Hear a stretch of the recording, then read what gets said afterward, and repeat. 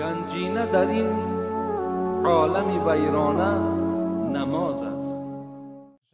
السلام علیکم و رحمت الله و برکاته. نماز زن از نماز مرد کمی فرق می کند. یکم در وقت تکبیر تحریمه مرد الله اکبر گفته انگشتانش را تا نرمی گوش می بردارد و زن باشد دستانش را تا برابری کتفان می بردارد. ببینید این طور مردها می کنند الله اکبر و این طور باشد زنها الله اکبر و دستانش را چنین می گذارد. مرد باشد دستانش را در زیر ناف می گذارد. فرقیت دوم این در رکوع می باشد. رکوع مرد چنین است، پشت خود را حوار کرده و سرش را نیز به پشتش حوار می کند.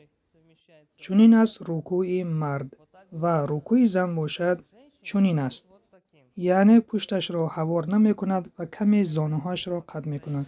بینید زن در وقت رکوع پشتش حوار نمی شود، کمی خم شده و زانوهاش را قد می کند. این طور باشد رکوع مرد است، این طور رکوع زن. فرقیت سوم این هنگام سجده می باشد. سجده مرد چنین است، ببینید دستهایش را می کشاید و چنین فاصله بین دستها و پاها می گذارد. و سجده زن چنین است، خود را جمع کرده آرنجهای خود را در زانوهایش می رساند و هیچ فاصله نمی گذارد. و فرقیت آخران باشد این در وقت نشستن بعد از سجده کردن. مردها چنین می شینند، در بالای پای چپ نشسته و انگشتان پای راست را طرف قبله می کنند و زنها باشند چنین نشسته التحیات و صلوات ها را می خوانند. نماز بامداد از 4 رکعت عبارت است. 2 رکعت سنت و 2 رکعت فرض. 2 رکعت سنت نماز بامداد چنین خوانده می شود. اول نیت کرده می شود، نیت 2 رکعت سنت نماز بامداد.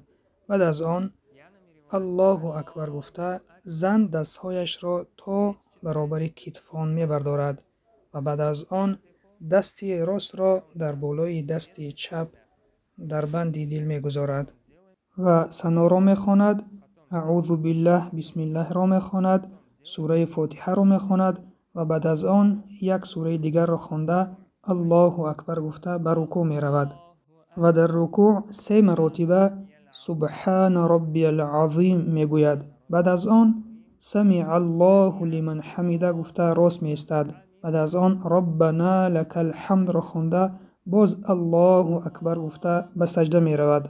در سجده 3 بار سبحان ربی الاعلی را می خواند. بعد از آن الله اکبر گفته می نشیند. بعد از آن الله اکبر گفته باز به سجده رفته 3 مرتبه سبحان ربی الاعلی را می خواند. بعد از آن الله اکبر گفته به رکعت دوم می خیزد. بسم الله را خوانده بعد از آن سوره فاتحه و بعد از سوره فاتحه یک سوره دیگر را خوانده الله اکبر گفته به رکوع می رود و در رکوع 3 مرتبه سبحان ربی العظیم را می خواند و بعد از آن سمع الله لمن حمیده گفته ربنا لک الحمد را خوانده الله اکبر گفته به سجده می رود. در سجده 3 مرتبه سبحان ربی الاعلی را می خواند و بعد از آن الله اکبر می گوید. بعد از آن الله اکبر گفته به سجده دوم رفته باز 3 مرتبه سبحان ربی الاعلی را می خواند. بعد از آن الله اکبر گفته نشسته اول التحیات، بعد صلوات ها، بعد ربنا آتنا را خوانده اول به طرف راست السلام علیکم و رحمت الله و بعد به طرف چپ السلام علیکم و رحمت الله می گوید. بعد این دعا را می خواند استغفر الله استغفر الله استغفر الله اللهم انت السلام و منک السلام تبارکت یا ذا الجلال والاکرام گفته دعا می کند. این بود طرز خواندن 2 رکعت سنت نماز بامداد.